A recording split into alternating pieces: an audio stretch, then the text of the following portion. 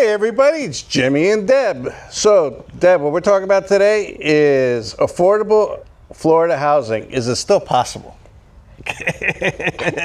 Okay, you're down in St. Pete by the beach, Paso Grill and everything. I have my opinion about that area, affordable, okay? Yeah, right. And I do inspections, I do everything. I do inspections from like a manufactured house to a $10 million house, you know, so I see everything. So I know the areas that are affordable. But is it still possible in Florida? And, you know, people are going to say, yeah, just move inland, you know, move to Zephyr Hills, move to the middle of Florida and stuff. Tornadoes? No. No. So affordable housing, it depends on what is affordable housing. I think that question is what's affordable, because I mean you can get some killer deals, but that's a killer deal. What I'm saying from a different maybe vantage point than what somebody else would be thinking of moving to Zephyr Hills in a sense. So when we say affordable housing, are we talking like less than 300? Are we talking less than 500? I think that would be the question to ask. All right, so okay, just say a regular house. Forget about living on the water. Just a regular house in this area. What do you think you need to spend? $400,000 or $500,000? I would say that, However, I can tell you right now that in St. Pete Beach, there's some great deals right now, but you're going to have to put a little bit of work into the house, because maybe they because of the flood, they took out the walls. So you're talking about cash deals, pretty much. That's cash deals. So there's great cash deals right now. There's great. I mean, these areas that were hit. There's one area I'm thinking about right now. This Corey Ave area over by St. Pete Beach, which is like 77th Ave up to 90th Ave, right there on that little inlet. Those prices of those houses, they bounced up to almost $700,000. Little 2-bedroom, 2-bath. It's going to go back there, and I think it'll go faster this time than it did up to that point. So let me throw you a curveball. Okay. Do you think it's smart to buy a house that was flooded? There's a lot of houses that were flooded. So that's a great question. I think everybody has to ask themselves if they're okay with doing that. There was the 100-year storm. Right. So basically, like up in Hudson, we got flooded a year and a half ago, then we got flooded a year later. But before that, it was a no-name storm, and it was 34 years. Right. When you said flooded, was it one rain, though, or was it both flood? Both floods. Okay, one was like 3 or 4 inches in the houses. This one was more like 3-4 feet. Feet, yeah. Yeah. So there's a little, but believe it or not, the 4 or 5 inches just did damage too, Yeah, you wouldn't think that much, but it does, especially if the electrical's down low and all that, So, I mean... So, so this is how I feel. Again, I think somebody has to take an inventory of themselves. Like, hey, is it worth doing all this? And I think if you've never lived in a flood zone and experienced what we have experienced recently, then it might be more of like you just really understand what you're getting yourself into. I personally think it is worth it. So let me ask you a question. Your house that was flooded, destroyed, you're gonna knock it down. But let's just say knock it down. Yeah. Yeah. Let's say hypothetically, they say, okay, you could rebuild it. Would you rebuild it? Yes, we'll rebuild. Oh, just the way it is on the ground. No, I wouldn't. I wouldn't, and that's because I am very, very. Now that I know the way the water flows, which is now brilliant. So you can go anywhere. You can understand how, because you'll see houses on the same street that didn't flood, and you'll see houses that did flood. So you kind of understand through 2 storms, rain and surge. So you can figure out. In that sense, does it slope down? Is the water going away? Is it sloped? Like you can figure that out and feel a little bit better. My house, I know, is all of the alleys, all the water flows. So go right through your bedroom. Yeah, right through a bedroom. Yes.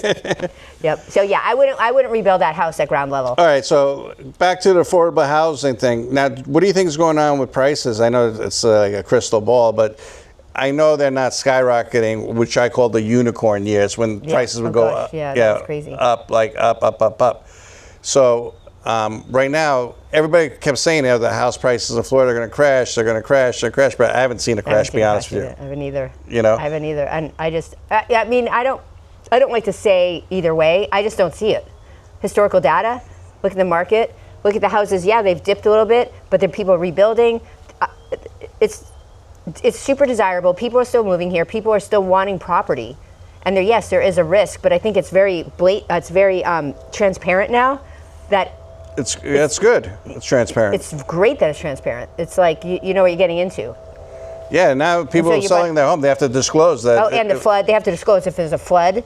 Flood disclosure you have to now by law. Before you could say, yeah, there was a leak and I fixed it. But now it's like, did you put a claim in? there's no getting around sneaky, oh, I didn't flood if you did. Yeah, I mean, but so people are coming in here and they're like, all right, should I buy a house? Like me, I always thought, you buy a house at a certain price, but you really don't lose money until you sell it. So I think the short term, if you're buying a house, put a minimum down, maybe it's not, if you're only planning to be there for a short period of time, my opinion is it's not that smart. Right, exactly. That's not the smart move. No. That's not the play right now. No, it's more of a long-term thing. But I think what's going to happen from all these storms and everything, I think as time goes by, it leaves people's minds. Leaves the minds? Oh, Yeah. I feel like it already has in some. Yeah. This one house I have right on the water, this guy's like, he's like, do I have to raise it? I'm like, yes, you want to raise it. Like, these people are just coming in, they want the house, they want the waterfront. Yeah, because people, there's a high demand because, climate, tax benefits, lifestyle, a lot of bringing new residents. There's still an influx of residents from, migration from, even from New York and California, where you're from. So I think when you come from California, for us, so I think affordable housing, it definitely has a perspective of, if you're coming from New York or you're coming from California, certain parts of those areas, like for us coming to Florida, it was like, whoa, like that's a good deal. Like, because everything, the housing. That's what I mean. Like for them, it's a great deal. It's a great deal. So that's what I'm saying. Affordable is it's a loose word for me because I don't want somebody saying, oh, you said that was affordable and it was maybe $300,000 and they were thinking, less than that or something, or if it's $500,000. So I think it depends. But is affordable housing still present? Absolutely. I mean, like if you're coming from like states from like, and I'm not trying to paint a picture, but if you're coming from like Kentucky or Alabama where the houses are more affordable, and you come in here, you'd be like, wow. It's sticker shock. Florida's expensive. Yeah. But if you're coming from New York, Connecticut, Jersey, California, they'd be like, all right, that's not bad. That's not bad, yeah. And so in that sense, and then even, so prior to storm and prior to the unicorn years, I think prices in some of their areas that I'm looking now, say 5 years ago, say even prior to COVID, we even forgot about COVID, some of these homes are back to that price point, and we saw what happened based on, there's that one area in Corey Ave, like they're redoing and they're refurbishing some of the areas and they're growing in restaurants, and that's going to happen again. And I said to myself, I should have bought over there. This is 4 years later, and now I'm like, I'm going to buy over there. Well, when I was buying this house, I bought this house in 2010 or 2011, towards the end of the crash, and every house on this block was for sale. I was going to say, every house. But did that alarm you though? So some people get alarmed when every house is for sale. Well, all my friends, including my realtor friends, some of them were saying, are you crazy? I was coming from Tarpon Springs, Pinellas County, and I was going to Pasco.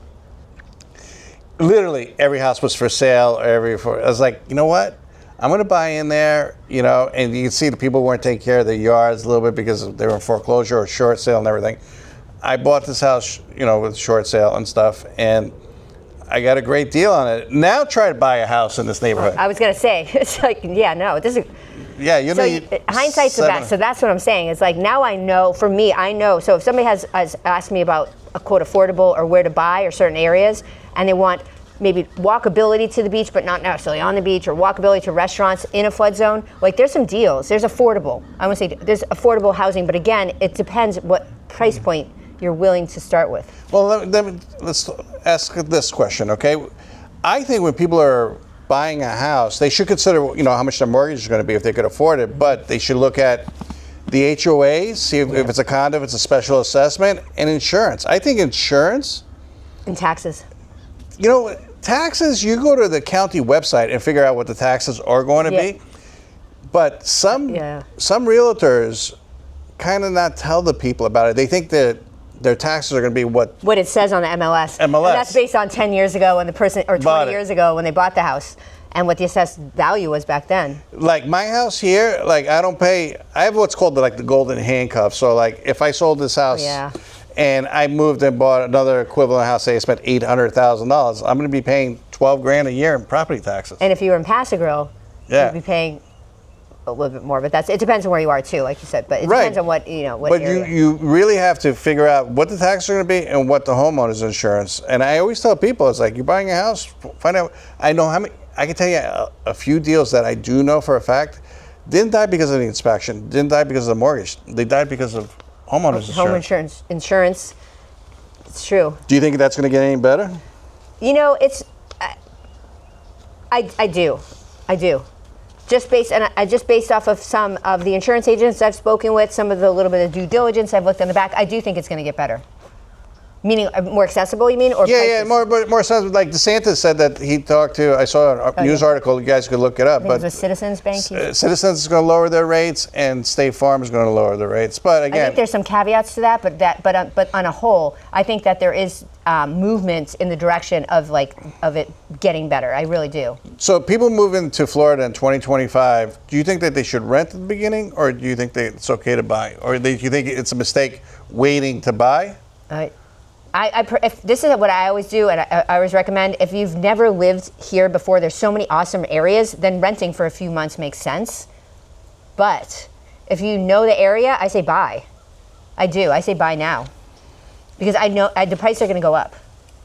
You think the price? I do. I think the prices are going to increase. I'm not saying tomorrow, but I do. Over time. Over time. And if you're waiting a year, you're going to be mad that you didn't do something last year when you were ready. That's just in my opinion. You know, I don't have the crystal ball, but you're, like we talk about, you have to be willing to hold the house. It's not a. It's not a getting. I think short term, if you're buying a house short term, I think you're asking for trouble. You are. If you need to get out, you're, because it's gonna be a little bit of a, strap yourself in Dramamine ride for maybe a year, like highs and lows, especially with the interest rates. We don't know about this. We don't know about that. There's other factors too. Well, right now, if you go to Zillow or Realtor.com, all you see is price cuts, price cuts, price cuts. Okay, and I always said, and again, I'm not a realtor, but I always said it's because they initially, I call it the realtors trying to buy the listings, so they're pricing it at not the realistic price. Right. Too high. Too high. So when you see price cuts, there's another strategy too that a lot of sellers want. They want see if there's that one buyer that fell in love like they did when they saw the house, and see if it's worth them that extra $25,000 or that extra $50,000. So maybe they're testing it that way.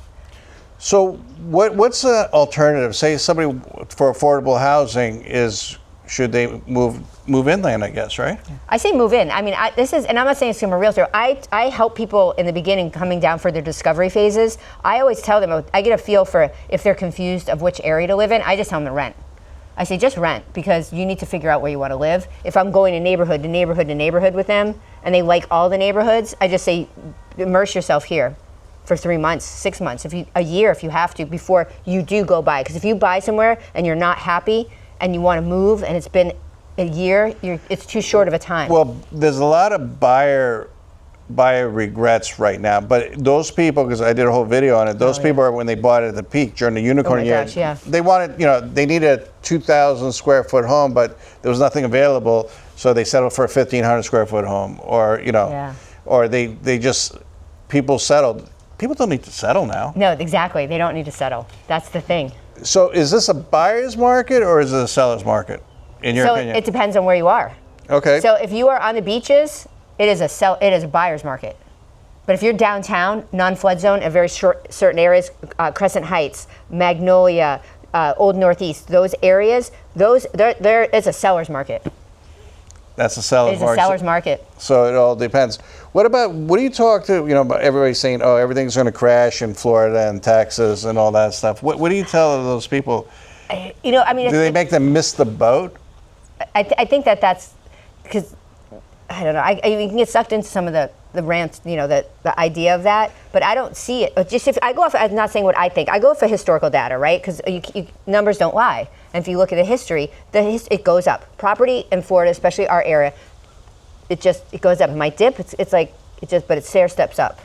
So, is that what the question was? Yeah, basically, yeah. But in order, I think you're safe. You don't lose money until you sell. Exactly. Exactly. So that's when you lose. It's like your unrealized profit, right? You're just and then I was talking to I was doing an inspection, and the seller was there when I was doing the inspection, and the seller seemed a little upset, and I said, "Why are you upset?" They're like, "Oh, I should have sold, last year. I lost $100,000." I'm like, "What'd you pay for the house?" He says, $165. I said, "What are you selling it for?" And he says like $550. So he says, "But I could have got $650." But at the end of the day, you're not It's not realized. I mean, it's not yeah. true. And that's, and I mean, I'm not saying, but you know, maybe you could have. I don't know. It's like stock market. You didn't lose $500. It's unrealized. If he paid $550 for it, if he paid $600, and then cash out. Yeah. And cash out is what I meant. You know, it doesn't happen until you sell, like you said. Yeah, it doesn't happen to yourself, but at the end of the day, he didn't lose it. He never had it. Yeah, he's just never. But that's what I mean. Over time, you know, and I'm looking at Zillow's predictions. You know, I get those things. What is Zillow saying? I haven't checked in lately. So Zillow's prediction, like last time I checked for this area, it used to be funny because during the unicorn years, it'd say 13, 16%. Yeah. Okay, for a year. Now they went up to like 6%, then they went to 5%, then they got some slack about it, so they went to 1.2. Oh yeah, I don't. You know, now they're saying 1.8. For the next year, for 2025. Yeah, for 2025. Okay. And then all of a sudden it could shoot up again. I mean, we never knew that was going to happen at COVID. I mean, you know, that was crazy. Nobody knows what's going to happen. No, they don't. I mean, we could have geopolitics. I mean, we don't know what's going to happen. Yeah, it could be like, you know, the tariffs could affect jobs or whatever could happen. You know, it's about the economy too. It's not just, people have to feel comfortable with the economy in order to buy a house. Right, exactly. But I know some people that came here and they couldn't afford houses and they ended up with manufactured homes. Some of them ended up with tiny homes. Oh yeah. You know? Yeah. Or some of them ended up with condos that are less than 3 stories to, you know, because they don't have to deal with special assessments. Right. You know, there's always an alternative. Townhouses. Yep. You know, different locations. Like I know some areas that you literally, the houses are 1.5 million, but if you go 4 or 5 blocks, they're like 500,000. Yes, yeah, and then if you're smart or a realtor smart, they kind of look to understand how that goes, how that pushes. But what do you recommend before somebody starts just looking at Zillow and saying, okay, get in touch with somebody that knows what they're talking about? Yeah, me, I can. It's fine. Yeah, fine. How do they reach you? What's your? So we'll put contact information, and so either my phone number, which will be downstairs in the content down there, or my email is debbie.salzberg@compass.com. I'm with Compass agent here in St. Petersburg. And I have my Facebook, which is my name. I do a lot of content on the Pasa Grill Facebook page. I had all the videos from the storm. You can always go on there and check. I did live videos from there, so that's still up on the wall. So any questions, even just like questions, even if you're just looking or searching or just discovering, I love real estate. I love to talk to people. I can answer any of your questions. Yeah, if you have any questions about inspections, I can talk to you about that. But anyways, that's today's video. Do me a favor, consider subscribing. It really helps out the channel. It's greatly appreciated. And we will talk to you in the next video. And you're going to be on more videos, right? I would love to be on more videos. All right, sounds good. Thank you and have a great day.